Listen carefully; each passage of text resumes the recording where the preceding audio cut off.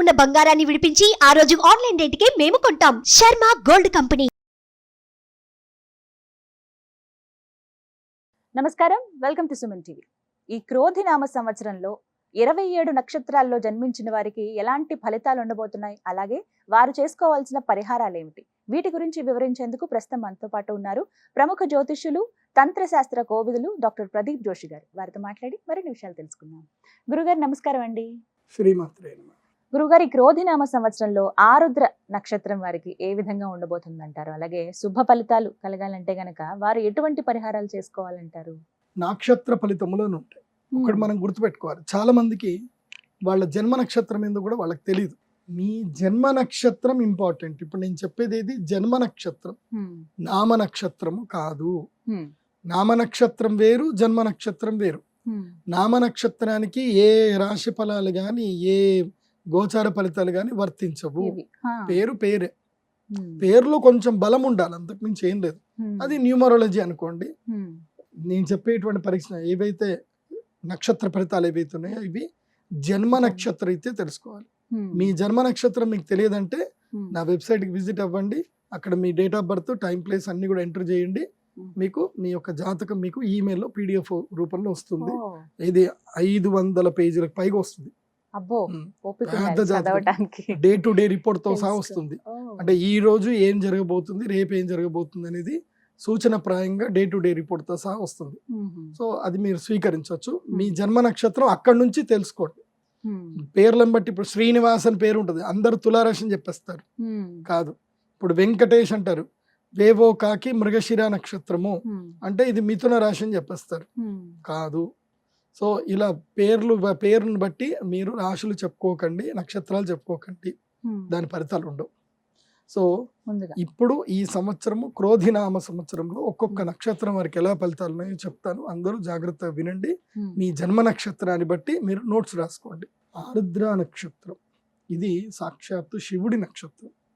శివుడు ఎలాగైతే గనక భోలాశంకరుడు ఎలాగైతే కోపము ఎక్కువగా ఉంటుంది, అలాగే ప్రేమ ఎక్కువగా ఉంటుంది. లైక్ మన ముఖ్యమంత్రి జగన్మోహన్ రెడ్డి గారు లాగా. ఆయన కోపము ఎవరు చూడలేరు, తాళలేరు. ఆయన ప్రేమ తట్టుకోలేరు. ఇంటికి వస్తే తిండి పెట్టింది పంపించాడు ఆయన అందరినీ. ఆయన కన్నా వయసు తక్కువలు ఉన్నా సరే అన్న చెప్పన్నా అంటాడు ఆయన. ఆయనకి ఇప్పుడు 50 ఏండ్లు, కానీ 40 ఏండ్ల వాళ్ళు ఎవరైనా వచ్చారు పేరు పెట్టి పిలవడు.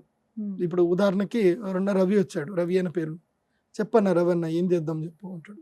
అన్నానే మాట్లాడతాడు. ఎవరైనా కానీ ఆడు 30 ఏళ్ళు 20 ఏళ్ళు చిన్నపిల్లాడు కానీ అన్నానే మాట్లాడతాడు ఆయన. అలాంటి గొప్ప లక్షణాలు ఉంటాయి.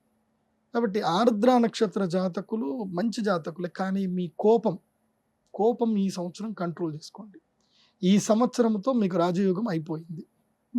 ఎందుకోసమంటే ఇది మిథున రాశి లోపలికి వస్తుంది కాబట్టి గోచార రీత్యా మీకు గురుగ్రహం బాగా లేడు, అయిపోయింది. గురుగ్రహం జరిగిపోయాడు, మీకు 12లోకి వచ్చాడు.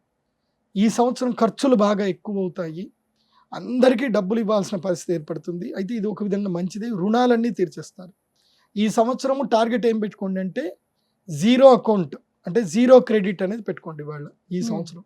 ఇది టార్గెట్ పెట్టుకోండి ఆరుద్ర నక్షత్రం. అంటే క్రెడిట్ ఉంచుకోకూడదు, ఇంకా 0 క్రెడిట్. అంటే అప్పులు మొత్తం తీర్చే ప్రయత్నం చేయండి. ప్రతి నెల హస్తా నక్షత్రము, శ్రవణ నక్షత్రము, ఈ 2 నక్షత్రాలు, రోహిణి నక్షత్రం, ఈ 3 నక్షత్రాలు వస్తాయి. అప్పులు ఉన్నటువంటి వారు, ఎందుకోసమంటే ఆరుద్ర నక్షత్రం వాళ్ళు జీవితాంతం అప్పులతోటే ఉంటారు. వీళ్ళ గురించి నాకు తెలుసు. వీళ్ళకి అప్పులు లేకుండా ఉంటారు, వీళ్ళు అప్పులు చేస్తూనే ఉంటారు. అండ్ బోలాశంకర్లు అందరికి, దోస్తులందరికీ డబ్బులు ఇస్తానే ఉంటారు. పిల్లలు ఎవరన్నా ఉంటారేమో, మా ఆయన కరెక్టే గురుగారికి, మా ఆయన ఇదే చేస్తాడు. వస్తారు దోస్తులు వస్తారు, ముచ్చట పెడతాడు, ఇక ఇచ్చేస్తాడు, ఇక పోతాడు ఇక అని చెప్పేసి అంటారు. ఇదే జరుగుతుంది. సో మొత్తం బోలా అన్నమాట, ఎవరు ఏదంటే అది ఇచ్చేస్తా పోతారు. కాబట్టి ఆరుద్ర నక్షత్రం వాళ్ళు ఈ సంవత్సరం కొంచెము మీకు ఇష్టం ఉంటే మీ ఆవిడ మాట వినండి. అంటే ముఖ్యంగా ఒక ఫినాన్స్ గురువుని పెట్టుకోండి. రుణాలు మొత్తం క్లియర్ చేయండి. ఎవరికి డబ్బులు ఇవ్వద్దు ఈ సంవత్సరం, ఇస్తే మాత్రం తిరిగి రావు, ఇది గుర్తుపెట్టండి. ఇంకా మీకు పరిహారం అంటే ఏమిటంటే గనక, ఎట్టి పరిస్థితుల్లో ఆరుద్ర నక్షత్ర జాతకులకి ఈ సంవత్సరం కొంచెం ఖాళీ టైం దొరుకుతుంది. జూన్ జూలైలో మీకు ఏ పని ఉండదు, ఖాళీ టైం దొరుకుతుంది.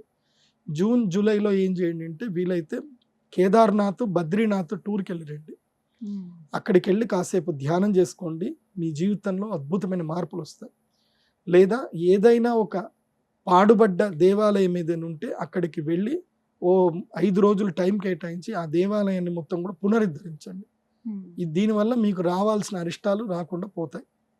ఇక మా దగ్గర డబ్బులు ఉన్నాయి గురుగారు, మేము అన్నీ చేయలేము, ఈజీ మెథడ్ ఏదైనా ఉంటే చెప్పండి అని అంటే, అక్షయ తృతీయ రోజున మా అమ్మవారి గుడికి రండి, 1,00,000 రూపాయల పూజ చేయించండి, మీకు 11,000 పూజ నాట్ అలౌడ్, 1,00,000 రూపాయల పూజ చేయించుకోండి, మీకు మేలు జరుగుతుంది. 1,00,000 రూపాయల పూజ అంటున్నారు, అదేం పూజ గురుగారు? ఎందుకోసం అంటే ఆర్ద్ర నక్షత్రం వాళ్ళు తమ జీవితంలో ఉన్న డబ్బులన్నీ వృధాగా పోగొట్టుకుంటారు, రాళ్ళకి రప్పలకి వృధాగా దానాలు అందరికి ఇచ్చేస్తూ ఇచ్చేస్తారు. ఉంటారు అలా. సో అక్కడెక్కడో ఇచ్చే బదులు అమ్మవారి గుడికి ఇస్తే బాగుంటది కదా అని చెప్తున్నాను. అండ్ నేను ఇప్పటి వరకు చూసిన ఆర్ద్ర నక్షత్రంలో బిలో పావర్టీలో ఉన్న వాళ్ళు ఎవరూ లేరు, ఓ అందరూ మంచి క్యాష్ పార్టీ. వారు కొంతమంది కాబట్టి. చంచల స్వభావంతో డబ్బులు ఇచ్చి పోగొట్టుకున్న వాళ్ళే తప్ప మిగతా వాళ్ళందరూ మంచి క్యాలిక్యులేషన్, మంచి ఉన్నతమైన జాతకులు ఉంటారు. అందుకోసం ఆర్ద్ర నక్షత్రం అంటే వాళ్ళకి నేను తక్కువ అడగను, ఎక్కువనే అడుగుతా. మీది రిచ్ నక్షత్రం బాబు, మీదేం తక్కువ కాదు అని. ఆ విధంగా అంటే ఫలితం ఉంటుందంటారా? గ్యారంటీ ఉంటుంది. చెప్తున్నా కదా, రిచ్ నక్షత్రాలు ఆర్ద్ర నక్షత్రం రిచెస్ట్ నక్షత్రం అది. ఎవరైతే ఉన్నారో ఆరుద్ర నక్షత్రం గురువు గారిని సంప్రదించండి అయితే. చక్కగా వివరించారండి. నమస్కారం. శ్రీమాత్. సుమన్ టీవీలో మీ పర్సనల్ అండ్ బిజినెస్ ప్రమోషన్స్ కోసం కింది నెంబర్కి కాంటాక్ట్ చేయండి.